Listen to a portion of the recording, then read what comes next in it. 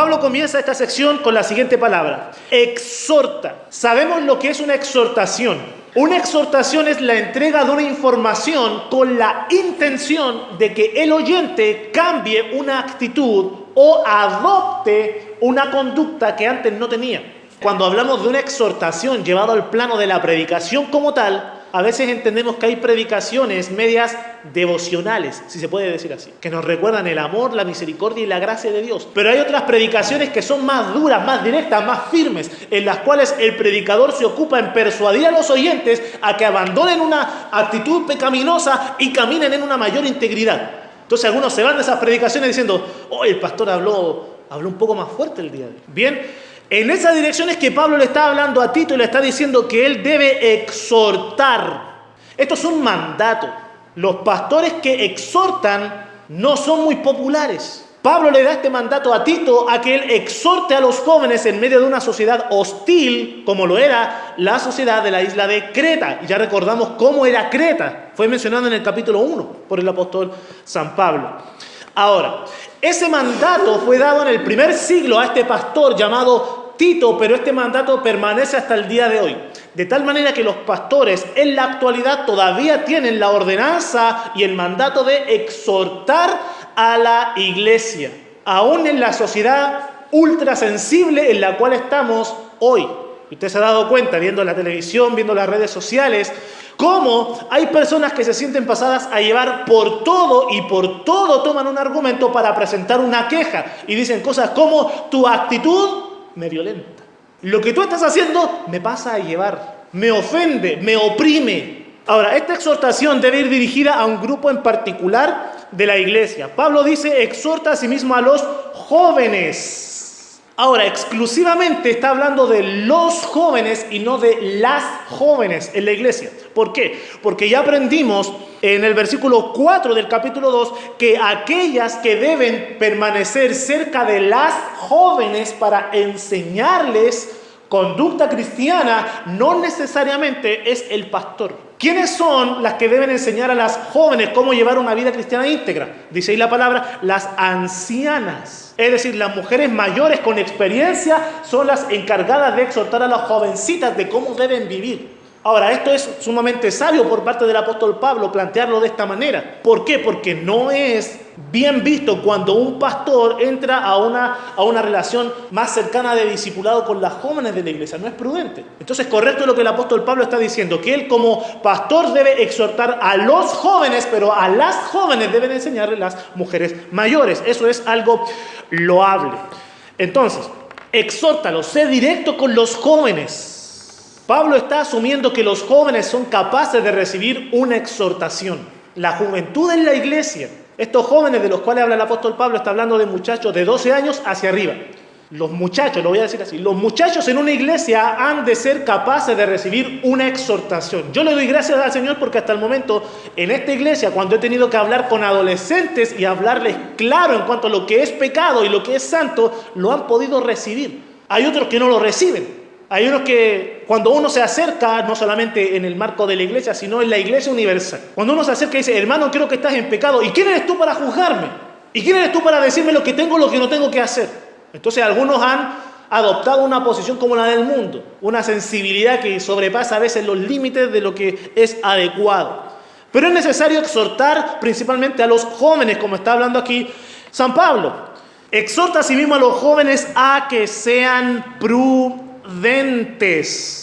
Sabemos ya lo que es la prudencia. ¿Qué es la prudencia? Es pensar bien las cosas, es pensar 2 veces antes de actuar. ¿Por qué? Porque es necesario mantener una actitud santa en medio de la sociedad cretense. Pablo le dice a Tito: tienes que ser insistente en lo que estás haciendo, porque estás viendo cuán corrompida es la sociedad en la cual estás edificando la obra. Por tanto, los jóvenes tienen que aprender a ser prudentes, porque los jóvenes cretenses son terribles. Entonces los jóvenes que se levantan con fe, confianza en el Señor, fundamentados en las Santas Escrituras, deben marcar una diferencia radical. ¿Por qué? Porque es radicalmente pecaminosa la sociedad cretense, muy similar a como somos el día de hoy. Cada persona en su punto en la historia asegura que su época es la peor que ha existido. ¿Usted se ha dado cuenta de eso? Seguramente usted siendo niño escuchó a sus abuelitos decir en algún momento, uy, las cosas no eran como antes. Después escuchó a sus padres decir en un momento, uy, no, las cosas no están como eran antes. Y el día de hoy usted dice, no, las cosas no son como eran antes, ahora están cada vez peor. Porque cada persona en la historia piensa que su época es la peor que ha habido. ¿Por qué se da este fenómeno? Porque el ser humano nunca ha de cambiar por sí mismo la condición de su corazón. Y cuando tenemos un mundo poblado de seres humanos y todos estos seres humanos son pecaminosos y entregados a la maldad, entonces cada sociedad está entregada al pecado. Toda sociedad es corrupta, toda sociedad es corrompida. Aquella sociedad en la cual el pecado público, dicho de alguna manera, o comunitario está restringido, son aquellas sociedades en las cuales el cristianismo tiene una influencia, o los valores judeo-cristianos. Esas son las sociedades que manejan una correcta moralidad, una correcta conducta, agradable a Dios. Cuando el cristianismo no está ejerciendo una influencia en la sociedad, entonces la sociedad se desenfrena. En una oportunidad escuché a un pastor decir que Guatemala es uno de los países latinoamericanos con el mayor índice o el mayor porcentaje de población evangélico protestante. Sin embargo, es uno de los países con el mayor índice de violencia en Latinoamérica. Entonces, ¿qué pasó? Bueno, el cristianismo no está influenciando la sociedad. Entonces, la sociedad cretense era muy parecida a la sociedad de hoy. El pecado era público, era abierto. Todo el mundo sabía lo que estaba mal, lo que era corrupto y que era de fácil acceso. Y no tenían internet como nosotros, no tenían televisión como nosotros, no tenían radio como nosotros, no tenían revistas como nosotros. Sin embargo, el pecado era abierto y explícito en la sociedad. Entonces, los jóvenes en la iglesia deben ser prudentes. Pero aquí hay algo sumamente directo que Pablo le dice a Tito: presentándote tú, tómelo usted esto como personal, ¿bien? Presentándote tú en todo como ejemplo de buenas obras. Tito tenía una gran responsabilidad como pastor en la iglesia en Creta. Y esta misión importante tenía dos aspectos. Él tenía que enseñar la palabra. Todo pastor debe ser entendido e instruido en la palabra de Dios. En algunas oportunidades se han dado a lo largo de la historia del cristianismo. Yo creo que sobre todo en países latinoamericanos. Aquel fenómeno de a veces pastores analfabetos. Pastores que han aprendido escuchando mensajes y luego repiten lo que han aprendido. Y yo creo que eso es correcto, pero tal vez para un evangelista. El pastor debe ser capaz de poder leer, poder estudiar y poder ser instruido en la palabra. Y retroalimentarse constantemente de lo que está escrito en la palabra de Dios. ¿Por qué? Porque debe poder enseñar. El pastor tiene que ser un maestro bíblico, el pastor tiene que ser un consejero, tiene que saber alguien que tenga las respuestas a las preguntas de la gente. Porque cada creyente es un mundo, dicho de alguna manera. Cada cristiano tiene diferentes experiencias y cada cristiano necesita una respuesta bíblica a las situaciones que pasa. Por tanto, el pastor tiene que ser un hombre entendido y un maestro de la palabra de Dios. Tito tenía que enseñar, pero además Tito tenía que modelar la doctrina que enseñaba. Esto es muy importante, porque la enseñanza bíblica es así. Hay una explicación de los principios bíblicos, pero además hay un modelo a seguir que el ministro presenta. Es decir, el pastor debe predicar, pero además el ministro debe practicar. De tal manera que la iglesia, los oyentes, los estudiantes puedan escuchar las enseñanzas y decir: wow, qué tremendo lo que el profesor, el maestro o el pastor nos acaba de explicar. Pero además mira cómo ese pastor, cómo ese ministro, cómo ese maestro vive la palabra. Entonces el pastor debe ser capaz de predicar, pero además de practicar. Así como el apóstol Pablo, cuando escribe a los tesalonicenses, les dice: nosotros fuimos tiernos entre vosotros. Es decir, mantenían una actitud pastoral para con la iglesia. Eso en 1 Tesalonicenses 2, capítulo 2, versículo 7. Y en el versículo 13 dice que ellos predicaron y la iglesia recibió la enseñanza como lo que realmente era, la palabra de Dios. Entonces Pablo predicaba y además practicaba. Poco se ve eso el día de hoy, pero son estándares bíblicos que todavía están presentes y no deben olvidarse jamás. Cuando estos principios se olvidan es que la iglesia decae en su moral, decae en su testimonio frente a la sociedad. Llevar una vida de enseñanza y de una vida práctica piadosa es una exhortación que ayuda a los pastores a evitar la hipocresía. Porque qué lamentable es cuando un pastor predica en contra del adulterio, pero luego son descubiertas algunas faltas en su vida personal. Qué lamentable. Qué lamentable cuando algunos pastores, por querer aparentar mucha religiosidad, se van a los extremos y prohíben a su iglesia tener televisión. Porque algunos no solamente han decidido no usarla, sino predicar que es pecado tener una. Y luego le descubren una televisión en el closet. Entonces, ¿qué pasa con esos ministros? Están cayendo en una actitud de hipocresía. Y el Señor Jesucristo, voy a leer un sencillo versículo en cuanto a esto, habló lo siguiente, y escuchen a quién adjudicó esta característica, la hipocresía. Dice en Mateo capítulo 23, versículo 2 y 3, dice: en la cátedra de Moisés se sientan los escribas y los fariseos, es decir, los maestros religiosos de Israel. Así que todo lo que os digan que guardéis, guardadlo y hacedlo. ¿Por qué? Porque al fin y al cabo los líderes religiosos estudiaban las Escrituras. Y cuando predicaban conforme a las Escrituras o enseñaban, entonces el pueblo estaba en la necesidad de poner en práctica lo que se enseñaba. Pero el Señor Jesucristo dice: mas no hagáis conforme a sus obras, porque dicen y no hacen. Hay algunos pastores que se presentan delante de su congregación y dicen: no me miren a mí, miren a Cristo. Yo fallo mucho, así que no me miren a mí, solamente miren a Cristo. Pongan en práctica lo que yo les estoy diciendo. ¿Qué está diciendo un pastor cuando hace eso? Está diciendo: tengo una actitud de fariseo, soy un hipócrita. El ministro está en la responsabilidad de desarrollar tal grado de piedad que, sin caer en la arrogancia, con toda humildad, el ministro pueda decir palabras como: sean imitadores de mí, así como yo de Cristo. El ministro debe ser capaz de decir palabras como esa, o como dijo el Señor Jesucristo: aprended de mí, que soy manso y humilde de corazón. Cuando esas palabras sean pronunciadas por un ministro, obviamente deben ser dichas con humildad y con sinceridad. Por ningún motivo con un grado de altanería y de arrogancia. Esto es para que entendamos cuán serio es el ministerio y cuán en una situación tan estrecha en la cual los ministros se encuentran. Me voy a incluir, nos encontramos, porque hay una gran responsabilidad. Ahora, al compartir esta enseñanza, espero que la iglesia entienda lo que estoy diciendo. Esto que estoy mencionando no es un requisito para el ministerio como tal.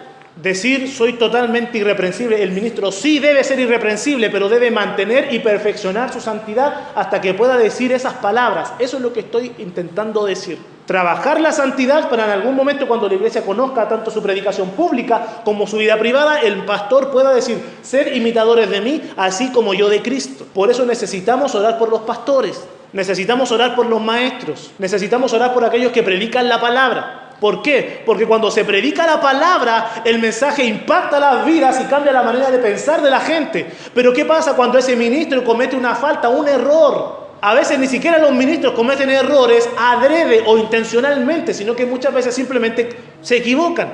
Y eso genera una desilusión en los oyentes. Por eso necesitamos orar por los ministros, orar por los pastores y prestarles apoyo, como dice la palabra, para que no se quejen, porque esto no es provechoso a la iglesia. Cuando un pastor se esfuerza en predicar la palabra y la iglesia no presenta un apoyo, una sujeción al ministro, entonces ese pastor no sirve con una plena confianza y un gozo de estar sembrando y cosechando frutos. Cuando un pastor está en ese estado tal vez de amargura, eso no es provechoso para la iglesia. Por eso la palabra exhorta a la membresía a que responda al ministerio pastoral. Ningún aspecto de la vida del ministro puede ser descuidado.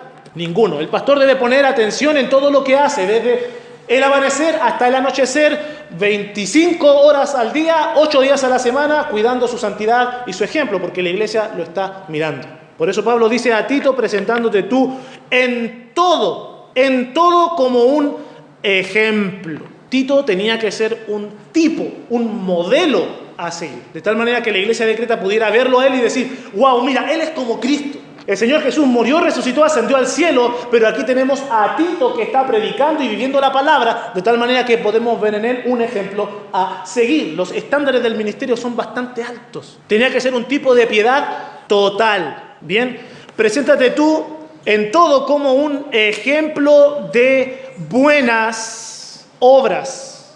A veces las iglesias fundamentalistas no hacen un énfasis en las obras como debieran hacerlas, pero la palabra de Dios sí hace un énfasis en las obras de piedad. ¿Por qué razón? Porque las obras del creyente y de los ministros, de todos por igual, Ponga atención a esto. Las obras manifiestan si verdaderamente creemos en las doctrinas que profesamos. Si usted verdaderamente, le voy a dar como ejemplo lo siguiente. Si usted verdaderamente que Jesús es Dios, usted va a honrar el nombre de Jesús y va a predicar el nombre de Jesús porque usted sabe que Jesús es Dios y entiende las implicancias que eso lleva. Si usted cree que Jesús es su Señor, simplemente usted no va a hacer chistes que incluyan el nombre de Jesús porque usted no quiere faltar el respeto a su Señor. Pero si usted lleva una vida como si Jesús no lo estuviera mirando, como si usted no tuviera que rendirle cuentas a Jesús por lo que usted va a hacer, entonces usted no ha creído que Jesús es su Dios y usted no ha creído que Jesús es su Señor. Si usted cree en la doctrina del Espíritu Santo, tal cual como está en la Biblia, usted no va a hacer nada que ofenda al Espíritu Santo. Y ahí lamentablemente hay algunos ministros que fallan mucho en este aspecto. Muchos pastores que tienen una imaginación, un sueño, un sentir, y luego van donde un hermano y dice: hermano, el Espíritu Santo me dice esto. Hablan en nombre del Espíritu Santo, pero el Espíritu Santo no les ha hablado. Entonces empiezan a atribuir al Espíritu Santo imaginaciones de su corazón. Ayer me acordaba de lo siguiente, y un hermano le escribe a otro y le dice: hola hermano, ¿cómo estás? Y le escribe por el chat. El otro no le responde. En ese tiempo se usaba el Messenger. Le empezaba a mandar zumbidos para que le respondiera y no le hablaba el hermano del otro lado de la línea. Hermano, ¿qué te pasa? ¿Por qué no me hablas? Y este joven se puso medio dramático. Hermano, el Espíritu me dice que no me querés hablar. Hermano, el Espíritu me está revelando que tú tienes algo contra mí y no me querés hablar. Después de un par de horas el joven le responde y le dice: oye, estaba durmiendo. Por eso no te respondí y dejé el computador prendido. Aquel que cree en la doctrina del Espíritu Santo tal cual como está en la Biblia no va a atribuirle al Espíritu Santo obras que el Espíritu Santo no hace. Porque las obras que nosotros hacemos reflejan las doctrinas que creemos. Aquel que cree que verdaderamente la Biblia es la palabra de Dios y dice la verdad acerca del matrimonio, entonces ese esposo, esa esposa van a llevar su matrimonio de acuerdo a las verdades contenidas en la palabra de Dios. Aquel que no vive de acuerdo a lo que la palabra de Dios dice acerca del matrimonio está manifestando que no ha creído que la Biblia dice la verdad acerca de estas verdades. La vida cristiana es así de radical.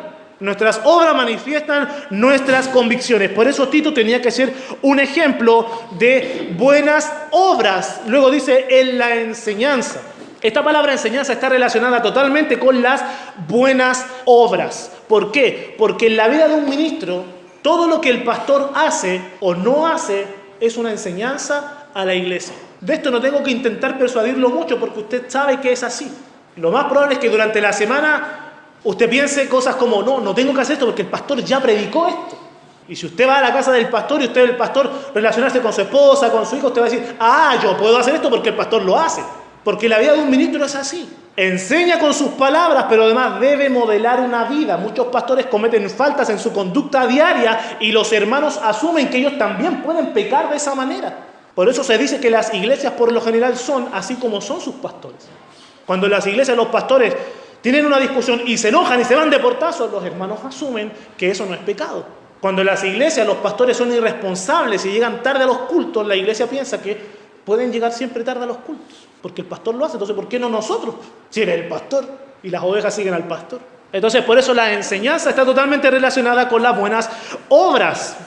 Eso es obvio. Por eso el pastor no debe dar lugar a debilidades. Eso es ser irreprensible como ministro, como pastor. No que el pastor nunca peque, porque ese estado de santidad plena solamente lo vamos a alcanzar cuando estemos en la gloria celestial. Pero el pastor lucha con su carne, el pastor lucha con sus emociones, con sus pensamientos, con sus inclinaciones, en lo secreto, en lo privado, y todo pensamiento lo lleva cautivo a la obediencia a Cristo. Entonces el pastor debe mantener sus debilidades mortificadas. Entonces un pastor no puede dar lugar a ninguna debilidad. Debe mortificar su pecado en lo personal, en la oración. Llorar por su pecado, mortificar su pecado, pero mantenerlo en esa instancia secreta con el Señor. Porque hay que ser cuidadoso. Yo le voy a dar un dato en lo personal. Cuando usted habla algo, usted ya se habitúa a conversarlo, a compartirlo. Por eso mucho cuidado con las palabras que usted dice. Por eso los pecados se confiesan en la oración. Se pide consejería a los pastores. Si tiene que pedirle perdón a alguien, pídale perdón a esa persona, pero usted no publique sus debilidades ni sus faltas, porque una vez que usted lo confiesa 1, 2, 3, se va a hacer parte de su conversación. Mortifique su pecado en lo personal y llévelo a los pies de Cristo. Preséntate tú en todo como ejemplo de buenas obras en la enseñanza, mostrando integridad y seriedad. Estas palabras son tremendas. Y deben ser parte de la vida del ministro, mostrando integridad. Es decir, el ministro debe tener una santidad incorruptible. Eso es integridad en este caso, es incorruptibilidad. Es decir, su santidad, su integridad nunca se va a estropear, nunca se va a echar a perder. El pastor debe tener un testimonio tal y una integridad tal en su comunión con el Señor que si algo va a cambiar el pastor tiene que ser para mejor, tiene que madurar. Porque nadie comienza un pastorado siendo plenamente maduro. A medida que van pasando los años, el pastor va aprendiendo muchas cosas. Hay pastores jóvenes que están muy preparados y muy aptos para el ministerio. Amén por eso. Pero cuando ese joven que entra al ministerio cumple 5, 10, 15, 20, 30 años de ministerio, alcanza una sabiduría y una madurez que son tremendas cuando se mantiene cerca del Señor. Por eso, si el ministro va a cambiar, que sea para bien. Pero no debe corromperse a lo largo del camino. Debe mantener una integridad. De igual manera, el pastor debe manifestar seriedad, dice Pablo a Tito. Es decir, como ya lo aprendimos en cuanto a los ancianos, dice que los ancianos deben ser serios. Esa seriedad de los ancianos no quiere decir, como ya lo expliqué, esto no es nada nuevo, que el anciano no pueda reírse, no pueda sonreír, no pueda tener un tiempo de juego con sus hijos o sus nietos. Ya eso no está prohibido, eso es bueno hacerlo, en su justa medida. Cuando Pablo habla de que los ancianos, y aquí en este caso el pastor, debe ser serio, está diciendo que debe ser sabio, debe ser maduro, debe ser templado conforme a su edad. El anciano no puede ser infantil, no puede ser inmaduro. Tiene que tener una sabiduría de acuerdo a la edad que tiene. Y si mayor, mejor. Eso es así. De tal manera que el pastor, el ministro, está en la responsabilidad de inspirar reverencia. De tal manera que los que son menores lo miren a él y digan, wow, yo quiero tener esas características cuando sea grande, deben decir los jovencitos. No porque el pastor sea buena onda necesariamente, sino porque es un hombre que tiene poder, amor y dominio propio, porque es un siervo. Los hermanos de su edad deben decir, wow, yo me voy a juntar más con el pastor para desarrollar esas características personales. Y aquellos que son mayores deben ver la vida del pastor y decir, me hubiese gustado ser así para no cometer los errores que he cometido, pero el pastor debe presentarse como un ejemplo de santidad. Insisto, estoy hablando de responsabilidades del pastor, no de las características que el pastor necesariamente ya tiene, porque como lo mencioné, todos estamos en un proceso de crecimiento y de desarrollo en santidad. Bien, qué lamentable es cuando hay pastores que le huyen a la edad y manifiestan una actitud infantil y que no está de acuerdo al desarrollo en el cual deberían tener. En tiempos modernos tenemos una crisis grande en el pastorado.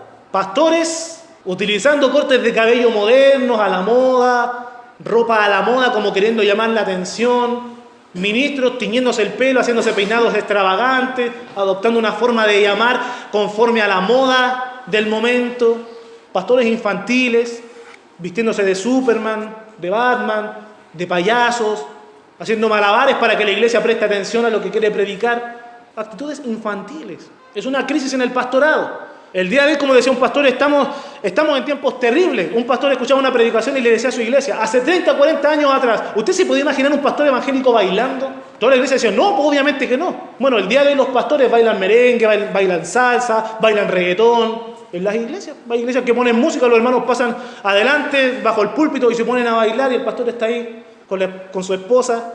Lamentable. El pastor debe inspirar a su iglesia esa reverencia santa por causa de la sabiduría, por causa de la madurez que tiene. Dice Pablo a Tito, en la enseñanza mostrando integridad, seriedad, palabra sana e irreprochable. Cuando aquí Pablo habla de palabra sana, estas palabras tienen un gran alcance. Pablo está hablando del vocabulario, primeramente, que el ministro debe tener. La forma de hablar del pastor, del maestro bíblico, debe ser una forma de hablar limpia. Deben ser palabras bien seleccionadas. Un pastor no puede decir A cuando realmente quiere decir B, porque su iglesia va a entender C. Y el pastor va a enseñar una cosa, pero la iglesia va a reaccionar de otra manera. ¿Por qué? Porque no está siendo preciso en sus palabras. El pastor debe hablar correctamente según el idioma que maneje. Los pastores gringos tienen que hablar un buen inglés. Los pastores chilenos tienen que hablar un buen español. Qué lamentable es cuando escuchamos una predicación y sale un pastor ya de edad sacando todos estos chilenismos, hablando como si tuviera 15 años. Uno queda como que algo no cuadra, como que algo no calza. Claro, porque el pastor debe tener un vocabulario limpio, un vocabulario o palabras comprensibles, según el oficio que desarrolla y según, obviamente, la edad que tiene. No le podemos pedir a un ministro joven de 22, 23, 25 años hablar como un anciano de 70. Es obvio que no se le puede exigir eso, pero ese ministro que es joven debe hablar de una manera comprensible, clara y formal. Los cristianos debemos desarrollar un buen lenguaje, un buen vocabulario, sobre todo los ministros. Ahora, esto de palabra sana aplica al vocabulario de los ministros, pero además aplica al mensaje que los ministros deben predicar. ¿Por qué razón? Las palabras deben ser dignas del contenido que se intenta transmitir, porque los pastores tienen la responsabilidad de predicar a Cristo y este crucificado. De tal manera que las palabras tienen que estar a la altura del mensaje que se está transmitiendo. ¿Se imagina usted yo hablándole de la muerte sustitutiva de Cristo, de la sangre derramada como de aquel cordero pascual, hablándole yo con chilenismos, con informalidades, intentando persuadirle más a reír por los chistes que estoy tirando en la predicación que el contenido de la doctrina que le estoy compartiendo? Es lamentable, porque cuando se habla de una manera informal, se le quita importancia al mensaje que se está predicando. Por eso hay iglesias bautistas donde se ha predicado una sana doctrina, pero no de la manera correcta, de tal manera que los asistentes, los miembros de la iglesia, no saben doctrina porque están más preocupados de los chistes que va a decir el predicador que de la enseñanza que va a compartir. Yo creo que usted ha conocido más de algún caso en el cual eso ocurre. Palabras de acuerdo al mensaje que se está compartiendo. Dice la carta a Colosenses, capítulo 4, versículo 6, sea vuestra palabra siempre con gracia. Y Pablo dice a Timoteo que tiene que ser ejemplo en palabra. Lo mismo, aludiendo a la forma de hablar. Luego dice, de modo que el adversario se avergüence y no tenga nada malo que decir de vosotros. ¿Quién es el adversario al cual Pablo se está refiriendo? Primero, no está hablando de enemigos personales del cristiano, porque como ya hemos aprendido, el creyente no debe andar buscando enemigos, buscando rivalidades con la gente. Insisto, ya sabemos esto. El creyente no busca enemigos, le llegan solitos. Porque hay personas que presentan obstáculos al evangelio. Uno no los llama, pero aparecen solos. Le pasaba a Tito. Tito estaba ahí en la ciudad de Creta, donde solito habían llegado los judaizantes. A cambiar el mensaje del evangelio, a cambiar la doctrina, a cambiar las ordenanzas para la iglesia, para los creyentes, y estaban distorsionando la obra que se estaba haciendo ahí.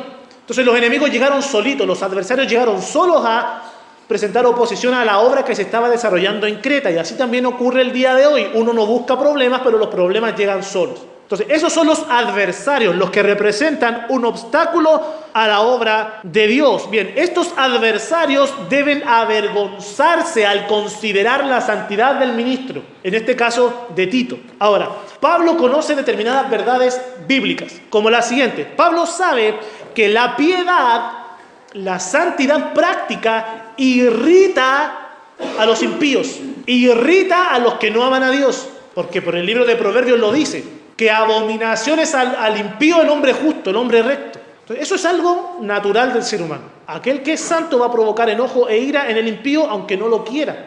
Va a suceder. Ahora usted entiende por qué le han tomado mala voluntad en su lugar de trabajo, en su barrio, si usted lo único que ha querido hacer es mantener una vida íntegra y santa. Es una ley, lamentablemente, natural de la pecaminosidad humana.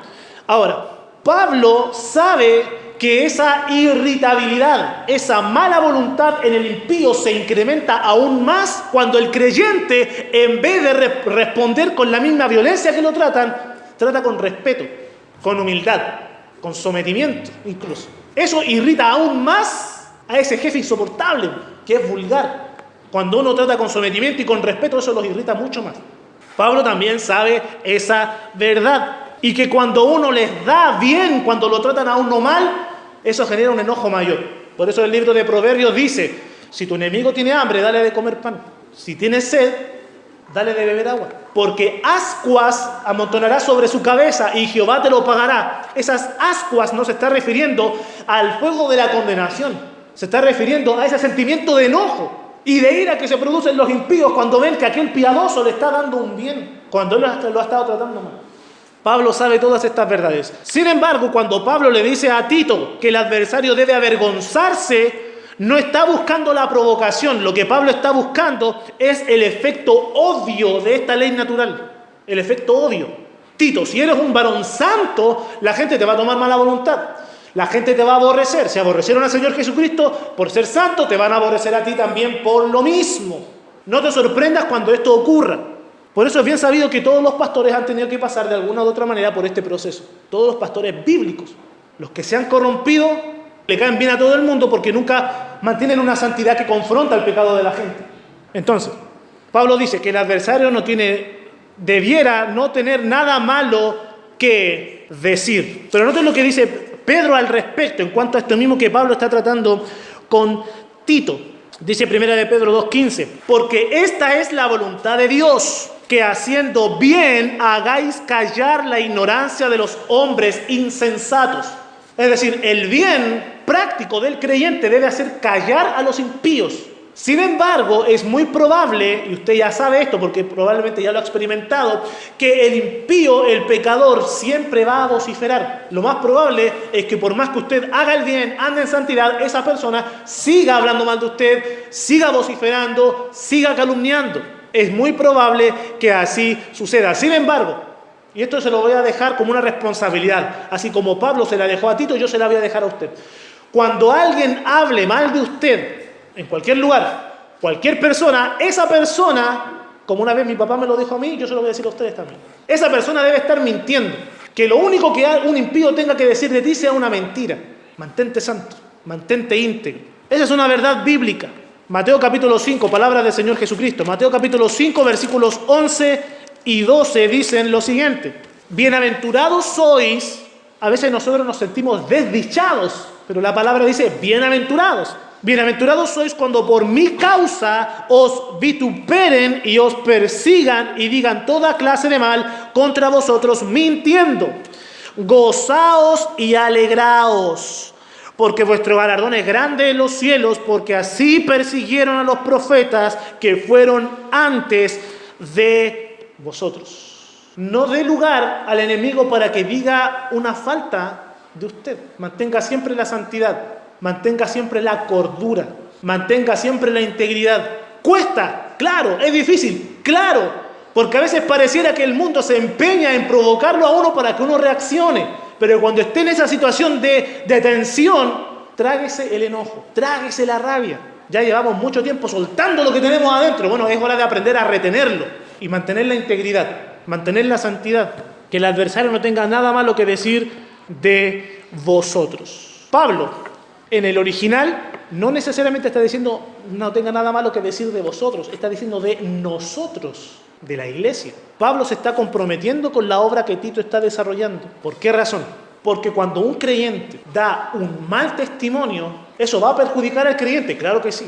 Pero el mal testimonio que da una persona afecta a toda la familia. Cuando usted ve un niño en la calle o en el colegio, un niño conflictivo, un niño que le pega a sus compañeros, un niño mal vestido, un niño desaseado, usted dice, uy, ese niño es insoportable. Entonces usted tiene una opinión en cuanto al niño. Pero ¿en quién más usted piensa cuando conoce un caso como ese? Usted no piensa solamente en el niño. ¿En quién piensa? ¿Cómo será la mamá de ese niño? ¿Cómo será el papá de ese niño? ¿Cómo serán los tíos de ese niño? ¿Cómo se llevará ese niño con sus hermanitos y con sus hermanitas en casa? ¿Por qué? Porque el mal testimonio que da uno afecta a la familia completa.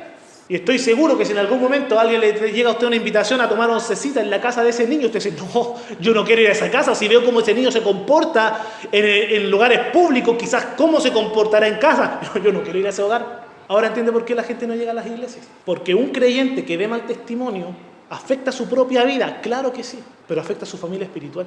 Y la gente de afuera se burla. Miren, ahí viene el hermanito. Y le dicen hermanito a la gente que da un mal testimonio. Y la gente piensa, quizás cómo será su pastor, quizás cómo será la gente en su iglesia, quizás cómo se tratarán. Si este se comporta así afuera cuando no lo están vigilando, quizás cómo se comporta adentro cuando está en confianza. Es algo muy lamentable. Les voy a decir algo bastante directo.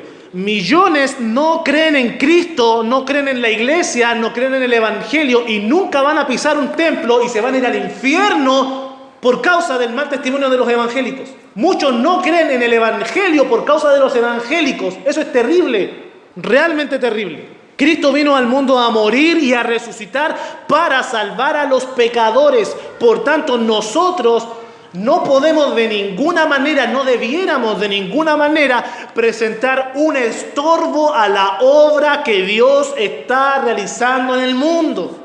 No podemos, no debemos ser un estorbo. Imagínense, presentarle oposición a Dios en lo que Él está haciendo, que es alcanzar a los pecadores para su gloria y su honra. ¿Qué debemos hacer? Contribuir a la expansión del reino de Dios. ¿Cómo? ¿Predicando el evangelio? Claro que sí, pero además viviendo conforme al evangelio. No vaya a ser que con nuestra práctica nos estemos presentando como enemigos de Dios, entorpeciendo su obra. Que el Señor tenga misericordia y que nos conceda llevar vidas de integridad.